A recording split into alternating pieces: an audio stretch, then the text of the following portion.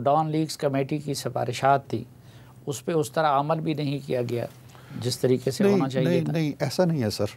میں آپ کو یہ بتاؤں، اچھا ہوا آپ نے ڈان لیگز کا ذکر کیا کہ میاں صاحب نے مجھے ایک دن بلایا، فواد کے کمرے میں بیٹھا ویٹ کر رہا تھا کہ وہ مجھے بلائیں گے تو میں جاؤں گا، تو وہ اٹھ کے خود فواد کے کمرے میں آ گئے، تو بیٹھ کے صوفے پہ تو کہنے لگے بس وہ ایک بات کرنی تھی آپ سے. میں نے کہا جی بتائیں.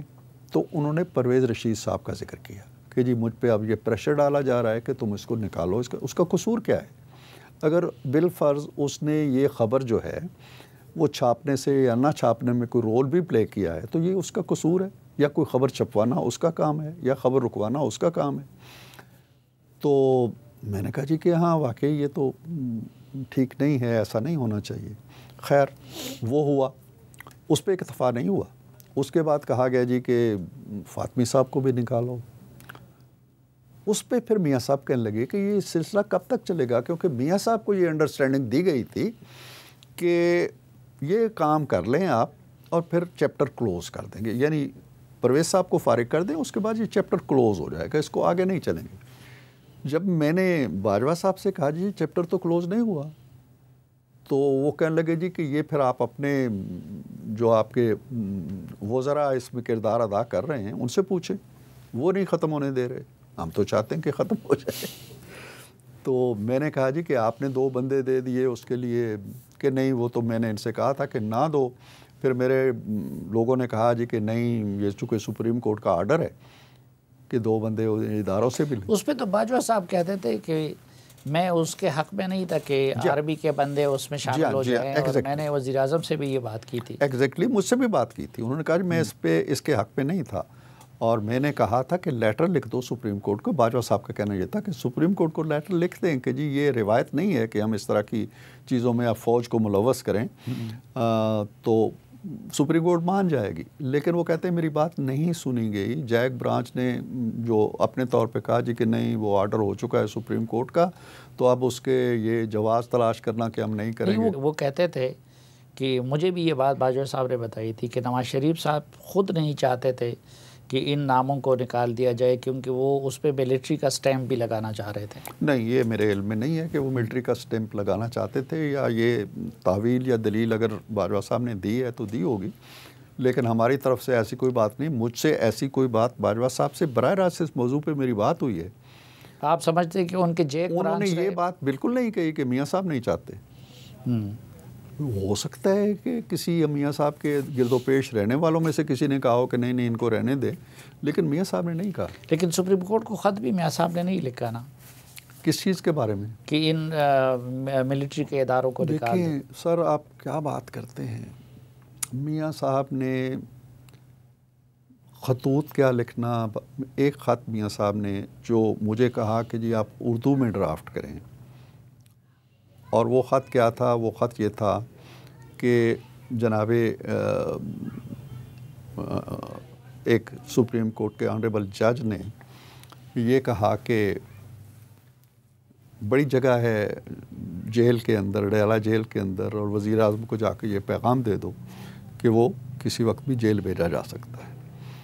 تو میاں صاحب نے کہا یار یہ دیکھو یہ کیا کومنٹس ہیں. انہوں نے کہا جی کہ چیف جسٹس صاحب کو خط لکھیں، جمالی صاحب تھے غالباً، تو ہم نے وہ خط لکھا انہیں کہ جی کم از کم کوئی ڈیکورم. ہم نے یہ نہیں کہا کہ کوئی ان کو بتائیں یا سمجھائیں، ہم ان کے علم میں لائے. اس کا جواب ہی نہیں آیا، کوئی جواب نہیں آیا.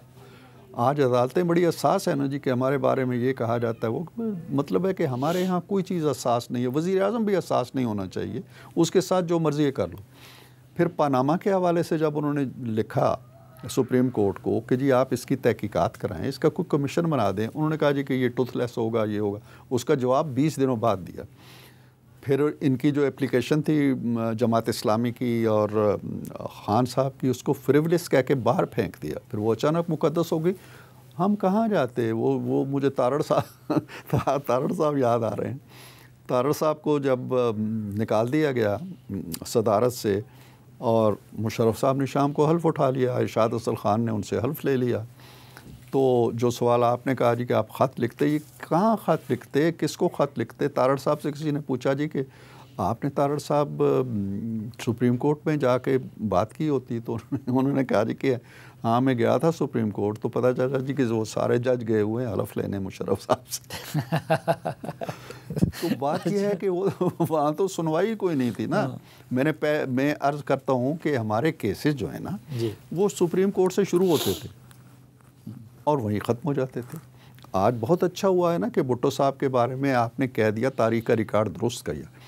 تاریخ کا بہت پرانا ریکارڈ تو ہم نے درست کر دیا. تاریخ کا یہ ریکارڈ بھی درست ہونا چاہیے کہ ایک شخص جو سٹنگ پرائم منسٹر ہے اس کے خلاف آپ بیٹے سے تنخواہ نہیں لی, کس طرح کیسز آپ بناتے ہیں, کس طرح اس کو JIT بناتے ہیں, کس طرح کتنے کروڑ روپے آپ خرچ کرتے ہیں دنیا بھر میں, اور ایک چیز آپ کو نہیں ملتی کہ یار یہ اس نے بددیانتی کی. موجودہ اسٹیبلشمنٹ کے ساتھ تو کوئی تناؤ نہیں ہے, ایک پیج ہے.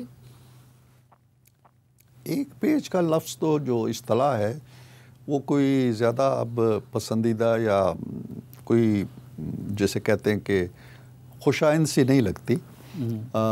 لیکن یہ ہے کہ جہاں تک میری معلومات ہیں ایسی کوئی بات نہیں ہے جو حکومت کے لیے یا ہماری جماعت کے لیے یا جو ہماری اتحاد ہے ہمارا اس کے لیے کوئی دباؤ ہو, کوئی جبر ہو. اور میرا خیال ہے کہ اس کے برعکس ایک سلجھاؤ ہے, معاملات کی تفہیم ہے دونوں طرف, اور معاملات کو حل کرنے کے لیے دونوں طرف یکساں ایک جذبہ پایا جاتا ہے جو اچھی بات ہے, پازیٹیوٹی ہے. اور یہ اگر میرا خیال ہے کہ اس طرح کا ماحول جاری رہتا ہے تو اچھے نتائج ہماری معیشت کے حوالے سے بھی نکلیں گے. میں اس کو ایک چیز اور میرے ذہن میں آ رہی تھی جب آپ پچھلی گفتگو کر رہے تھے کہ جو موجودہ آرمی چیف ہیں عاصم منیر صاحب, ان کی شخصیت, ان کا کردار, ان کے رویے بڑے مختلف سے ہیں جو ہمارے پریویس جن کرداروں کا ہم ذکر کرتے ہیں. مثال کے طور پہ یہ بتایا جاتا ہے جی کہ باجوہ صاحب میرے شاگرد تھے اور یہ بھی میرے شاگرد ہیں.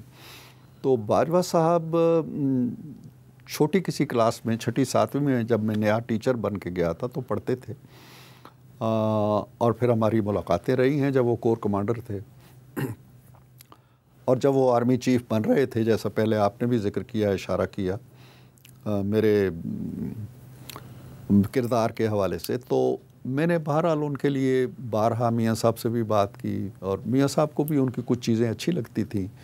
انڈیا کے حوالے سے ان کا رویہ, تجارت جو جاری کرنا اور یہ جو غیر ریاستی عناصر ہیں تو اینی ہاؤ انہوں نے اس خواہش کا بھی اظہار کیا اور کہ میرے اور میاں صاحب کے تعلقات ہیں تو میں اپنا کردار ادا کروں. اس کے برعکس عاصم منیر صاحب جو سر سید کالج میں نے ان کے بہت بعد میں ہمارے اسٹوڈنٹ رہے, ان کے والد بھی ٹیچر تھے. سرو منیر صاحب بڑے اچھے انسان تھے اور وہ ہمارے دوستوں میں سے تھے. ہمارے یوں کہہ لیں کہ چونکہ ہم پیشہ تھے, ہم سارے لوگ تو ہم ملتے تھے, گپ شپ ہوتی تھی. ان کو بھی میرے اور میاں صاحب کے مراسم کا, تعلقات کا بہت اچھا اندازہ ہے اور تھا. انہوں نے کبھی نہیں کہا مجھے کہ جی آپ میاں صاحب کے کان میں میرے بارے میں کوئی کلمہ خیر کہہ دیں, کبھی نہیں کہا. This is the difference between two personalities, دو شخصیات کے درمیان فرق ہے. لہٰذا وہ 1 پیج پتہ نہیں کیا اس کا نام تھا, اور یہ 1 پیج جو ہے اگر اس کو 1 پیج کہتے ہیں تو یہ بڑا پازیٹیو ہے اور ملک کے لیے بڑا, میں سمجھتا ہوں کہ ایک ایسی فضا ہے کہ جس میں مقتدر ادارے اور حکومتیں مل کے پاکستان کو دلدل سے نکالنے کی کوشش